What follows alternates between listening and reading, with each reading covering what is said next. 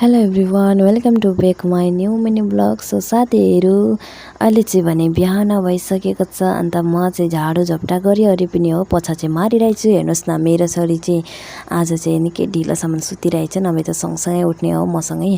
अन्त यहाँनिर चाहिँ उसलाई बोर्डर लगाइदिइरहेछु। तर यो बोर्डरको पनि काम हुँदैन। ऊ उठिसकेपछि चाहिँ अन्त हेर्नु न, उसको डिजाइन, सुत्ने डिजाइन चाहिँ हो अर्की फर्की गर्दै सुतिबसेको छ। अन्त उसले थाहा पाउँछ भने चाहिँ म चाहिँ बिस्तारै चाल मारेर पोछा मार्दैछु। उसको कान चाहिँ यति तिखो छ नि साथीहरू, के भन्नु।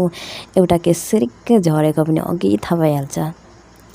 अन्त हेर्नुहोस् न, भन्दा नभन्दै अघि थाहा भएर उठिहाल्यो। अन्त उसले मान्छे खोजिरहेछ, म चाहिँ भने लुकेर भिडियो गरिरहेछु हो।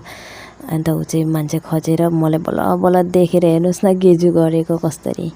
र उसलाई उठाइवरि पनि मैले चाहिँ यतातिर चाहिँ ल्याइसकेको छु, चटाइ ओछ्याएर बसाएको छु। अन्त यहाँ हेर्नुहोस् न, लोकेल माछा छ है साथीहरू। मेरो बुढाले चाहिँ हो हिजो बेलुका जानुभएको थियो फाँसी जाल थाप्नु खेतमा हो। अन्त अहिले बिहानै उठाएर ल्याउनु भएको छ। हेर्नुहोस् न कस्तो फाँसिएको छ। यो फाँसिएपछि चाहिँ निस्काउनु चाहिँ एकदमै साह्रो पर्छ। अन्त सिङ्गी पनि फाँसिएको रहेछ। लोकल माछा चाहिँ खानु चाहिँ स्वाद अलग्गै हुन्छ। अन्त छोरी चाहिँ यहाँ बसाइरहेको छ, उसले चाहिँ निन्द्रा पुगेकै नरहेछ हो, तर पनि उठेको छ। हेर्नुहोस् त कतिको चाहिँ छ हो। अन्त म चाहिँ अहिले फ्रेस भएर आइसकेको छु, सबै काम सकाएर हो बाहिरको चाहिँ। अन्त खाजा बनाउनु पर्ने हुन्छ नि त। अनि म चाहिँ खाजाको लागि चाहिँ यहाँ रेडी गरिसकेको छु। चामल चाहिँ कराईमा बसाउँछु, खाजा चाहिँ हो अलिकति, खाजा भन्ने चिज चाहिँ अलिअलि खानुपर्ने हुन्छ भन्दै म चाहिँ यहाँनिर चाहिँ चामल चौलिरहेको छु।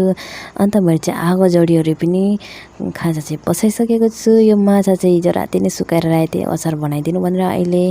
अन्त आमाले चाहिँ यहाँनिर माछा केलाइराख्नु भएको छ। यति भइसकेको छ, यो माछा चाहिँ पुरा एक छाक चाहिँ पुग्नै छ नि त। अन्त म चाहिँ अघिको माछा चाहिँ भुटभाट गरेर रेडी गरेको छु अचार पिस्नुले। अचारमा चाहिँ म जाब्राङ अन्त यो के अरे राँगे खोर्सानी हाल्दैछु हो। र फाइनली मेरो चाहिँ खाजा रेडी भइसकेको छ। अहिले यति नै, बाई बाई।